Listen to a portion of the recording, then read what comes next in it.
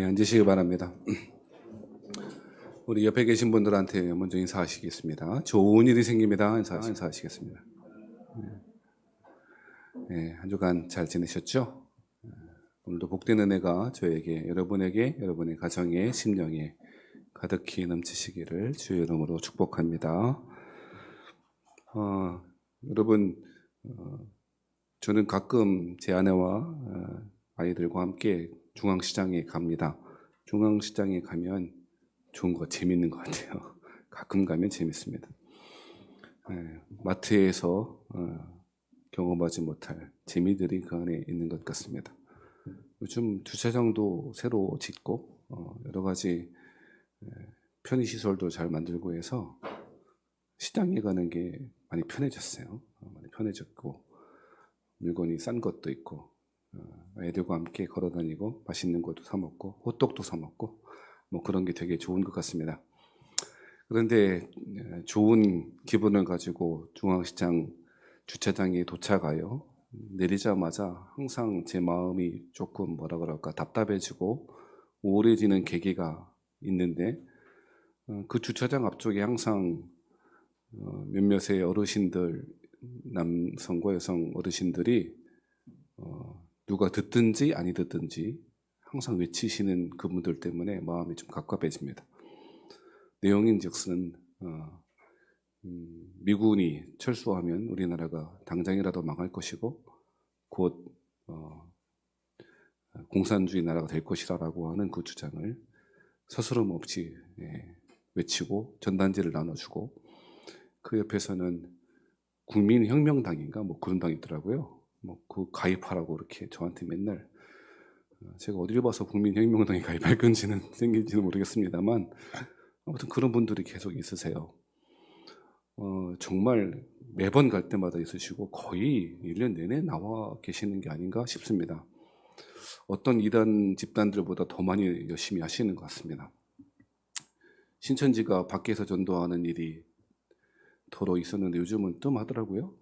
한참 신방동 일대에서 신천지 교인들이 와서 자신들의 이단 사설을 전하던데 요즘 좀 뜸해지는데 그분들은 그 중앙시장 입구에서 정말 열심히 하십니다. 그리고 제가 느끼는 거는 그분들의 마음은 정말 진심이다 싶었습니다. 문제는 그 진심이 진실이 아닐 수도 있다는 데 있습니다. 많은 사람들은 자신의 진심을 알아달라고 호소합니다. 다른 사람에게, 자기 가족들에게, 세상을 향하여 자신이 가지고 있는 사실이 진리고 진실하다라고 하는 것을 진심을 담아서 이야기하기를 좋아합니다. 사람들은 자기의 마음이 진심이면 자신이 말하는 것도 진실이라고 이야기하는 것을 좋아합니다.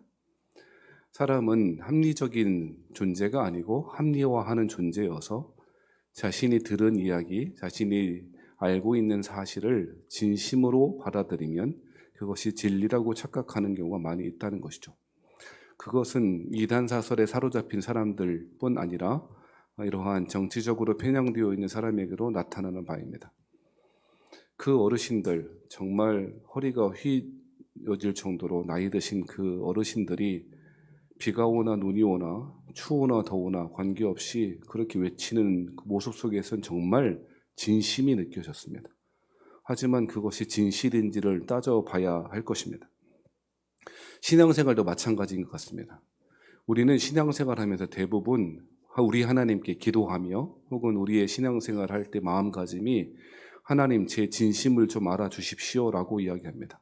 제가 하나님을 사랑하고 예수님을 사랑하고 우리 하나님 나라 위해서 열심히 내 나름대로 그렇게 신앙생활 잘 하려고 하는 거 주님 제 마음 아시지 않습니까? 라고 그렇게 이야기합니다. 그리고 그렇게 말하는 저와 여러분의 그 말은 그 신앙의 고백들은 진심일 것입니다. 문제는 그 진심이 진실이냐라고 하는 것, 그것이 우리의 신앙생활에 진리를 담지하고 있는 우리의 진리의 수호자로서의 진실한 삶을 과연 담보할 수 있는가? 때때로는 그렇지 않다라고 하는 것입니다. 예수님은 부활하신 이후에 베드로를 만나셨습니다. 예수님이 먼저 찾아가셔서 베드로를 만나 주셨고 조반을 차려주시기도 하고 아침상을 차려주시기도 하고 그러셨습니다. 밤새도록 자신의 삶의 고단한 여정을 마치고 그 새벽녘에 돌아왔던 베드로, 추위와 싸웠을 법한 그 베드로에게 예수님은 맛있는 아침을 차려주시고 이렇게 물으셨습니다. 네가 나를 사랑하느냐? 라고 말씀하셨습니다. 자신이 있었던 베드로는 제4 그리고 제3차 3번 물어보시는 예수님의 질문에 대하여 대답할 수 있었습니다. 3번 거듭 물어보시니까 베드로도 어떻게 했습니까? 주여, 주님께서 아시나이다 라고 그렇게 이야기하죠. 이러한 베드로의 대답은 아마도 진심이었을 것입니다. 베드로가 예수님을 사랑하는 마음, 그것은 처음부터 예수님께서 자신을 부르셨을 그 처음부터 마지막 그 배신의 순간까지도 사실은 진심이었을 것입니다. 베드로는 정말 예수님을 사랑했을 것입니다. 하지만 문제는 그 사랑하는 자신의 진심이 그리스도를 따라가는 신앙의 삶으로 이어지지 못하고 그렇게 될 수도 없었다는 것입니다. 그래서 예수님은 그 베드로에게 그 자신을 사랑한다라고 하는 고백을 들으신 이후에 자신의 양을, 내 양을 먹이라, 내 양을 치라라고 말씀하셨던 것이죠. 이러한 본문의 말씀을 묵상해 볼 때 우리가 아무리 진심을 품는다 하여도 그리스도를 따라가는 신앙의 삶을 담보하지 못하는 경우도 얼마든지 생길 수 있다는 것입니다. 우리는 신앙생활할 때 많은 경우에 그렇게 신앙생활을 합니다. 가정생활도 마찬가지일 것입니다. 여보 혹은 우리 가족에게, 아들에게, 자식들에게 내가 너를 얼마나 사랑하는지를 아니? 라고 그렇게 이야기할 것입니다. 하지만 그 사랑하는 마음이 아무리 진심이라고 할지라도 아내를, 남편을, 가족을, 자식들을 사랑하는 진실한 삶으로 이어지지 않을 수도 있다는 것입니다. 완벽한 아이라고 하는 소설, 실제 실화의 이야기가 있었습니다. 그 이야기 속에서는 다 소개하지 않겠습니다만 자신의 아이를 완벽한 아이로 키우기 위하여 그 아이를 가두어 놓고 자기 집 안에 가두어 놓고 여러 가지 교육을 시켰다라고 하는 그런 내용입니다. 영화 속에서 허구의 내용으로만 있을 법한 그 이야기가 실제로 있었다는 것에 충격을 저는 많이 받았습니다. 그 아이도, 그 아버지도 그 자신의 아이를 너무너무 사랑했을 것입니다. 그리고 그 마음은 진심이었을 것입니다만 그 진심이 진실한 교육으로 정말 사랑하는 삶으로 이어지지 않고 파괴적이고 폭력적인 방식으로 이루어졌다는 것이 저에게는 여러분에게도 충격일 것입니다. 신앙생활할 때도 우리는 많은 경우에 주님을 사랑하노라고 우리의 신앙에 진심을 다하면서 고백하기도 합니다. 사도신경을 할 때 저는 여러분은 어떨지 모르겠습니다만 저는 사도신경으로 우리의 신앙을 고백할 때 그것이 진심을 담아 제 마음에 진심을 담아 그렇게 고백합니다. 하지만 문제는 그렇게 살아가는 진실한 삶이 이어지는가라고 하는 것은 많은 경우에 그렇지 않을 수 있다는 것입니다. 조금 더 심하게 말씀드리면 우리의 진실한 삶의 신앙의 여정들이 없으므로 진실한 고백으로 때우려고 하는 건 아닌가라고 하는 생각도 들 것입니다. 아무리 그 신앙의 고백이 진심이라고 할지라도 진심일 수 없는 것처럼 또 더 나아가서는 진실한 삶이 보일 것이 없으니 진실한 고백이라도 해야 되는 것 아닌가라고 우리의 신앙의 비루함을 그렇게 외면하고 가리는 역할도 할 수가 있다는 것입니다. 오늘 우리가 읽었던 본문은 20절부터 사실은 33절까지 본문은 마지막 20장부터 23장의 결론, 마무리와 같은 역할을 하는 본문이에요. 우리 조금 이제까지 이야기했던 것을 되돌이켜 보면 출애굽기 19장에서 하나님과 이스라엘 백성들이 어떻게 언약 관계를 맺을지에 대한 것들을 말씀하셨고 그리고 그 언약의 법들을 20장부터 설명했죠. 20장에는 10계명을 그리고 21장부터 23장까지는 그 10계명의 삶을 어떻게 구체적으로 구현해내고 살아갈지에 대한 이야기를 해서 드렸습니다. 그리고 그 결론적으로 주어지는 말씀이 바로 23장 20절부터 33절까지 말씀입니다. 23절, 20절부터 마지막 그 23장 끝에까지의 본문을 한마디로 이야기하면 진실한 언약의 관계란, 진실한 신앙의 관계란 하나님의 말씀을 청종하고 순종하고 살아가는 삶이다라고 이야기하는 것입니다. 이스라엘 사람들은 모세를 통하여 하나님과 언약 관계를 맺는 것이 어떠한 것인지를 들었습니다. 모세는 시내산과 이스라엘 사람들을 왔다 갔다 하면서 중매쟁이처럼 언약 관계를 맺기 위해서 왔다 갔다 했죠. 오르고 내리고 하는 반복적인 과정을 통하여 하나님을 믿는다는 것이 무엇인지, 신앙의 삶이 무엇인지, 언약 관계가 무엇인지를 백성들에게 설명했습니다. 그리고 이 이야기를 들은 후에 이스라엘 백성들은 경솔하게도 그렇게 하겠습니다. 우리가 다 하나님의 말씀을 준행하겠습니다. 라고 그렇게 선언하였습니다. 아쉬운 것은 어떠한 삶이 기다리고 있는지에 대한 구체적인 이야기도 듣지 않은 채 그렇게 하겠다 이야기했습니다. 아마도 그것은 이전까지 이스라엘 사람들이 겪었던 하나님의 기적들, 하나님의 구원의 역사들을 체험했기 때문일 것입니다. 홍해에서 그리고 더 이전에는 애굽에서의 10가지 재앙들을 경험하고 홍해바다를 건너오고 또 광야에서 반석에서 나오는 물을 먹기도 하고 만나와 메추라기와 그리고 불기둥과 구름기둥으로 인도함을 받는 기적적인 그런 방법들을 통하여 하나님을 경험하였으니 하나님께서 당신의 하나님이 되어주시겠다라고 하는 그 언약관계를 천명하였을 때 당장에 그렇게 하겠다라고 그렇게 선언할 수 있었던 것이죠. 문제는 과연 이 언약의 삶이 무엇인지에 대한 것들, 그리고 언약을 맺는다는 것은 언약의 삶을 살아가는 것이다라고 하는 것을 구체적으로 알고도 그렇게 할 수 있었을까라고 하는 질문을 해보아야 한다는 것입니다. 오늘 본문의 말씀은 너희가 언약 관계를 잘 맺겠다고 선언하였는데 그렇다면 이러이러한 삶을 20장부터 23장까지 계속 나와 있는 언약 백성으로의 삶을 살아가야 된다라고 하는 것을 못 박아 이야기하고 있다는 것입니다. 이스라엘 사람들이 여호와 하나님을 따라가겠다, 여호와 하나님만을 참 하나님으로 섬기겠다라고 하는 그 진심은 진실한 삶으로, 순종의 삶으로 이어져야 함을 그렇게 이야기하고 있는 것이죠. 오늘 20절 말씀에 이렇게 이야기합니다. 내가 사자를 내 앞서 보내어 길에서 너를 보호하여 너를 내가 예비한 곳에 이르게 하리니. 여기서 여호와의 사자, 내 사자라고 하는 것이 무엇인지는 분명하지 않습니다. 어떤 사람은 모세와 같은 지도자를 가리킨다고 말하기도 하고 영적인 존재, 천사들과 같은 존재를 말하기도 한다라고 해석하기도 하고 일반적으로 주된 해석은 삼위 하나님 중 제2위이신 예수 그리스도를 가리키는 것이다 라고 그렇게 해석하는 경우도 많습니다. 구약 성경에는 여호와의 사자라고 하는 것이 많이 등장하는데 대부분 많은 경우에는 예수님을 성육신하시기 전에 예수님을 가리킨다라고 해석하는 경우가 많은데요. 아무튼 이 여호와의 사자를 내 앞서 보내서 너를 그 광야의 길에서 신앙의 길에서 너를 보호하여 주시겠다라고 이야기합니다. 그런데 그 약속은 21절의 삶을 전제하고 있다는 것이죠. 21절의 삶이 무엇입니까? 너희는 삼가 그의 목소리를 청종하고 그를 노엽게 하지 말라. 그가 너희의 허물을 용서하지 아니할 것은 내 이름이 그에게 있음이니라 라고 이야기합니다. 이후로 여호수아에서 그리고 사사시대의 삶을 이스라엘 백성들의 배도의 삶을 예언이라도 하듯이 하나님은 이스라엘 사람들이 하나님의 말씀, 여호와의 사자의 말씀을 청종하고 노엽게 하지 말아야 될 것에 대해서 분명히 하고 있다는 것입니다. 22절 말씀에도 그의 목소리를 잘 청종하고 내 모든 말대로 행하면 내가 내 원수에게 원수가 되고 내 대적에게 대적이 되리라 라고 약속도 해 주셨습니다.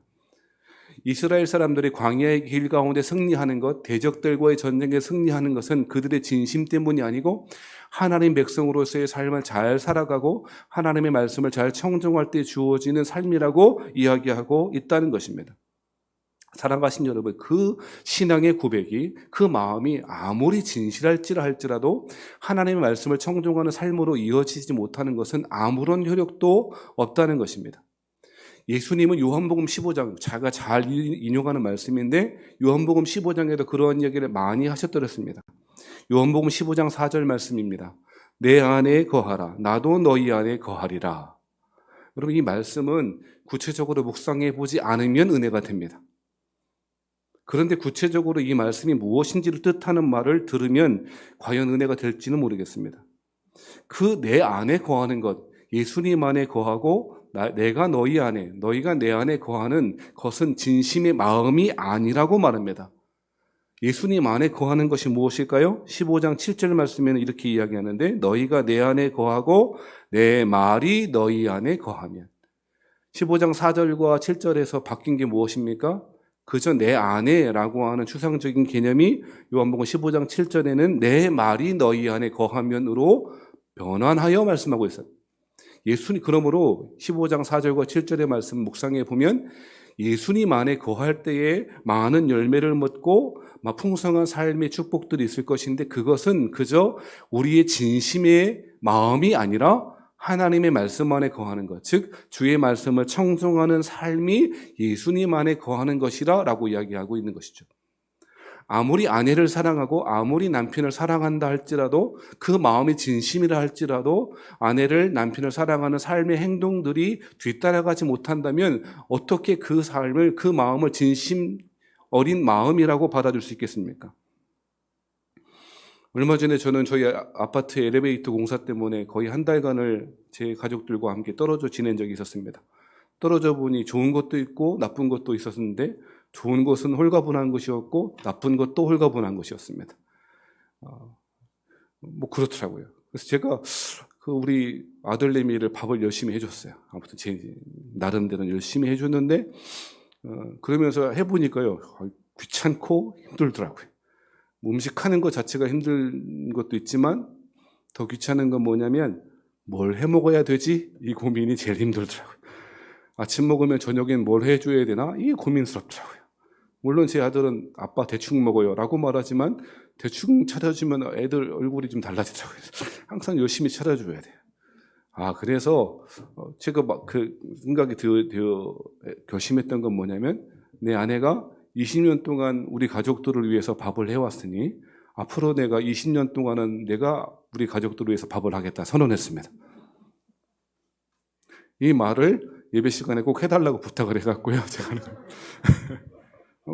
실제로 그렇게 선언했고 현재까지는 잘 지키고 있죠. 물론 애들은 엄마가 하는 밥이 더 좋다고 말하는 애들도 있습니다만, 아무튼 열심히 제가 어찌됐든 제가 나름대로 아침도 하고 저녁도 하고 설거지도 하고 하려고 합니다. 왜 그렇게 했냐면, 아내를 사랑하고 가족을 사랑하는 것은 마음의 진심이 아니라 삶의 행동을 통해서 증명할 수 있고 그것이 본질이기 때문에 그렇습니다. 우리는 신앙생활하면서 우리의 진심이 신앙의 본질이라고 착각합니다. 근데 그것 아니라는 겁니다. 진심이 아니라 진심 어린 삶의 열매들이 신앙의 고백의 열매라고, 신앙 고백의 열매라고 성경이 이야기하고 있다는 것입니다. 내 안에 거하고 예수님 안에 거하는 것, 말하기는 좋은데 하나님의 말씀대로 살아가는 삶이야말로 예수님 안에 거하는 것이고, 그렇게 할 때만이 너희가 열매를 많이 맺을 거라라고 하는 이야기가 뒤따라온다는 것도 기억해야 할 거라는 것입니다. 사랑하신 여러분, 삶의 열매 없이, 신앙의 순종의 삶이 없이 행해지는 그 의미 없는 허공에 친 듯한 우리의 고백은 아무런 의미가 없을 때가 많이 있다는 것입니다.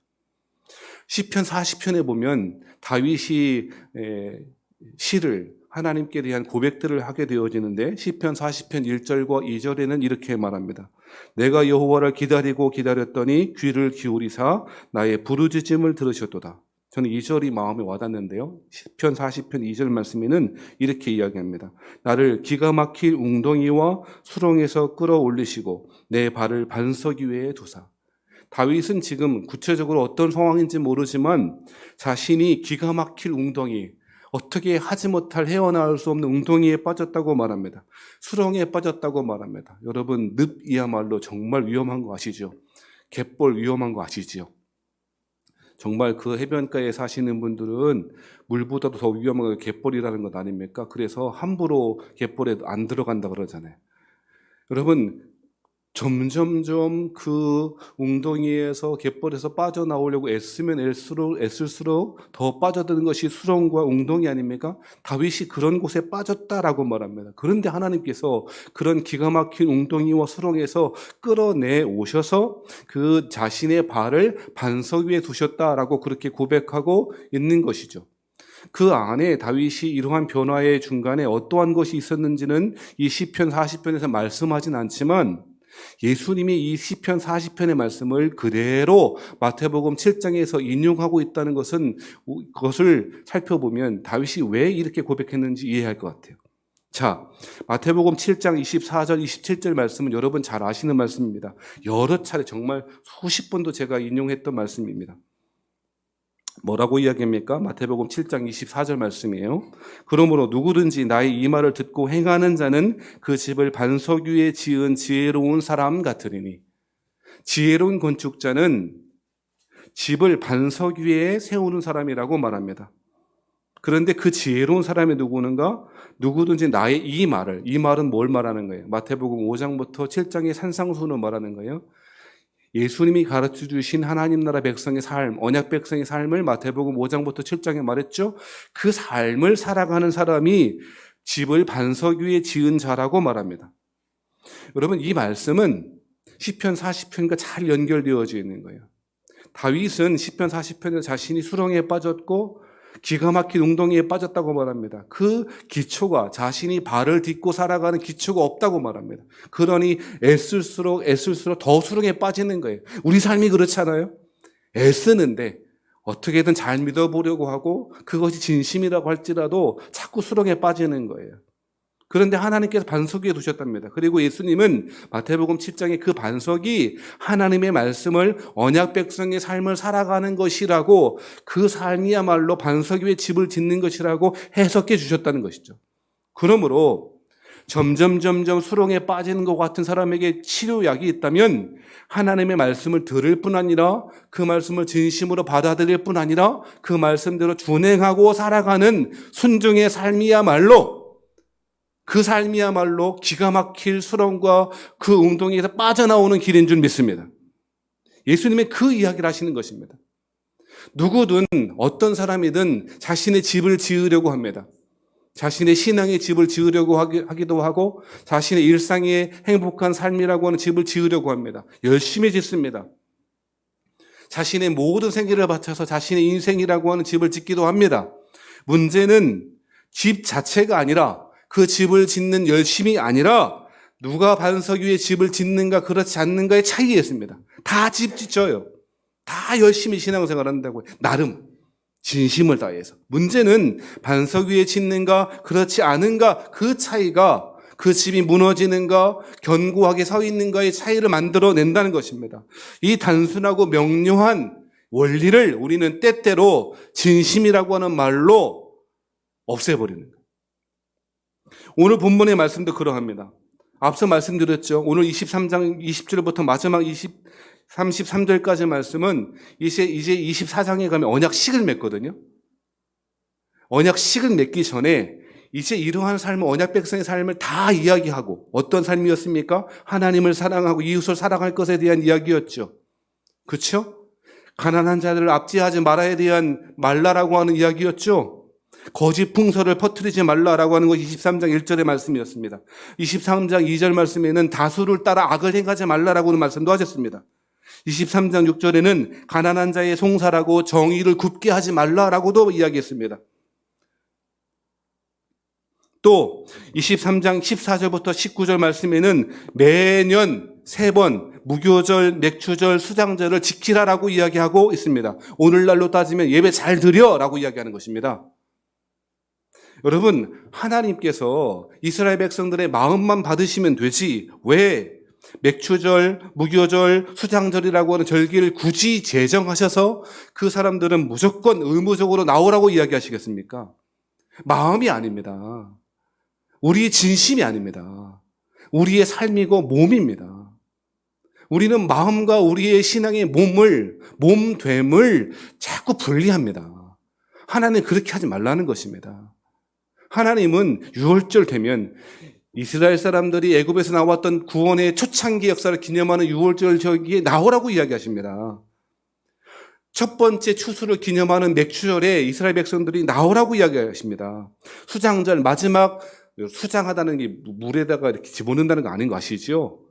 수장고, 무엇을 저장하는 걸 수장고라 그러잖아요. 그게 수장절이거든요. 마지막 이제 올리브라든지 종려나무라든지 여러 가지 열매를 다 거둔 다음에 그 풍성한 하나님의 은혜를 감사하는 절기를 지키라는 것입니다. 그러면서 내가 수고하여 이룬 것을 연말의 밭에서부터 거두어 저장함이라. 너는 내 토지에서 처음 거둔 열매에 가장 좋은 것을 가져다가 드리랍니다. 진심만 드리면 되지 뭐하러 가장 좋은 것 드리라고 이야기합니까? 여러분, 우리 제가 정말 우리 예전에 사역하던 교회에서 아직도 이런 사람이, 이런 청년이 있나 싶었던 게 있었습니다. 한 그 청년 있었는데, 가르치던 청년이요, 의대에 갔어요. 의대에 가서 전주 기독병원인가요? 우리 기독교의 유명한 병원 있지 않습니까? 거기에 취직하게 되었는데요. 이 청년이 바쁜 인턴 레지던트 생활을 하는데 이렇게 취직하고 나서 첫 번째 월급을 받지 않습니까? 여러분, 첫 번째 월급 받으면 어떻게 해야 됩니까? 빨간 내복 어머니가 사드려야죠. 그런데요, 이 청년은 그렇게 안 하더라고요. 첫 번째 월급 고스란히 하나님께 바치더라고요. 여러분, 그렇게 하라고 얘기 안 할 테니까 너무 염려하지 마세요. 저는요, 요즘도 그런 신앙생활 하는, 예전에 많이 그렇게 했어요. 그죠? 요즘도 그렇게 하나. 깜짝 놀랐어요. 왜 그렇게 합니까? 마음이 진심일 뿐 아니라 하나님께서 말씀하신 것, 하나님께서 이제까지 나의 삶을 그렇게 책임져 주셨는데 가장 좋은 삶의 열매를 드려야지 라고 하는 그 진심이 보여지더라고요. 그 이후로 그 청년의 그 가정의 삶이 얼마나 축복된 삶을 살았는지에 대해서 제가 이야기하면 너무 좀 기복적으로 흐를까 봐 말씀 안 드리겠어요. 인간극장에도 나오더라고요. 인간극장이 행복한 아주 의사 부부로 나오더라고요. 하나님은 이스라엘 사람들이 하나님 사랑해요 라고 하는 진심의 고백을 받으시지만 이러한 20장부터 23장 이러한 삶을 요구하고 계시다는 것입니다. 우리의 몸을 요구하십니다. 우리의 순종을 요구하십니다. 24절부터 28절에는 또 이렇게도 이야기합니다. 너는 그들의 신을 경배하지 말며 섬기지 말며 그들의 행위를 본받지 말고 그것들을 다 깨트려 그들의 주상을 부수라라고 이야기합니다. 우리 안에 신압으로 들어왔던 기복주의와 인본주의와 율법주의의 망령들, 그 우상들을 다 깨뜨려 버리라고 이야기합니다. 오늘 아이들과 공부하면서 목사님, 핸드폰도 우상이 될 수 있나요? 라고 물어보더라고요. 당연히 그렇지라고 이야기했습니다. 하나님보다 더 사랑하는 것이 있다면 그것 우상 아니겠니? 예배 드릴 때 핸드폰 하고 있다면 그것이야말로 우상 숭배하는 것이 아니겠니? 이렇게 마음이 아니라 삶으로 하나님을 진심으로 섬기고 살아가는 몸의 행동을 통하여, 몸의 순종을 통하여 하나님은 그러한 백성들에게 축복하시는 것입니다. 어떻게 축복하십니까? 25절 말씀입니다. 내 하나님 여호와를 섬기라. 그리하면 여호와가 너희의 양식과 물의 복을 내리고, 양식과 물의 복을 내린답니다. 우리는 물의 복을 내리는 게 와닿지 않습니다만 이스라엘이나 중동의 그 사막이 요르단에 가보세요. 물이 얼마나 복된가? 물이 얼마나 복된가? 여러분, 이집트가 얼마나 건조한 나라입니까? 1년에 몇십 미리밖에 안 온다는 나라인데 왜 그렇게 이집트가 당시에 고대 문명의 찬란한 문명을 3,000년 이상 했습니까? 나일강 때문 아닙니까? 지금도 그래. 지금도 나일강 그 주변의 공중 헬기에서 찍은 사진들을 보면 나일강 주변만 파래요. 90몇 %는 다 사막이고 그 주변 나일강 주변만 파래요. 그리고 그 조금만 넘어가면 다시 또 사막이에요. 하나님이 여호와를 섬기며 하나님 말씀에 순종하는 20장부터 23장의 삶을 실천적으로 살아가는 사람들에게 양식의 복을 주신답니다. 물의 복을 주신답니다. 그리고 너희 중에 병을 제하리니. 저는 이 말씀이 진실하다고 믿습니다. 저는 이 말씀이 사실이라고 믿습니다. 사랑하신 성도 여러분, 32절에는 또 이렇게도 이야기합니다. 너는 그들과 그들의 신들과 언약하지 말라. 절연하라는 것입니다. 끊어내라는 것입니다. 교묘하게 합리화하며 누가 그렇게 살아, 누가 그렇게 하나님 말씀대로 다 살아가 라고 하는 것 하지 말라는 것입니다. 끊어내라는 것입니다. 하나님 백성이라면 다른 신들과 언약하지 말라는 것입니다. 33절, 그들이 내 땅에 머무르지 못할 것은 그들이 너를 내게 범죄하게 할까 두려워함이라. 네가 그 신들을 섬기면 그것이 너의 올무가 되리라. 여러분, 올무 아시지 않습니까? 올무는 그 짐승이 올무에 걸리면 죽음 외에는 빠져나올 길이 없는 것입니다. 세상을 신압으로 조금씩 받아들이는 순간 그것이 우리에게 올무가 된다는 것입니다. 그리고 죽음 외에는 빠져나올 수 없는 덫이 될 수도 있다는 것입니다. 하나님은 그래서 그들의 신들과 언약하지 말라고 분명히 이야기하고 있는 것입니다. 언약 백성의 삶은, 하나님 나라 백성의 삶은 그저 진심, 어린 고백, 말이 잔치가 아니라 하나님을 섬기는 구체적인 삶의 순종을 통하여, 몸의 순종을 통하여 이루어지는 것임을 언약식을 맺기 전에 분명히 예수님은 선언하셨습니다. 그리고 이러한 언약의 삶은 자연스럽게 축복의 열매가 맺어지는 삶이라고 이야기하고 있습니다. 포도나무가 가지에 붙어 있을 때 풍성한 열매를 맺듯이 하나님의 말씀이 우리 안에 있고 그 말씀을 순종하는 삶은 자연스럽게 축복의 삶으로 이어질 것을 저는 확신합니다. 하나님을 섬기는 삶이야말로 양식과 물의 복을 주시는 것이라고, 너희 중에 병을 제거하시는 일이라고 저는 그 말씀의 진실이라고 믿습니다.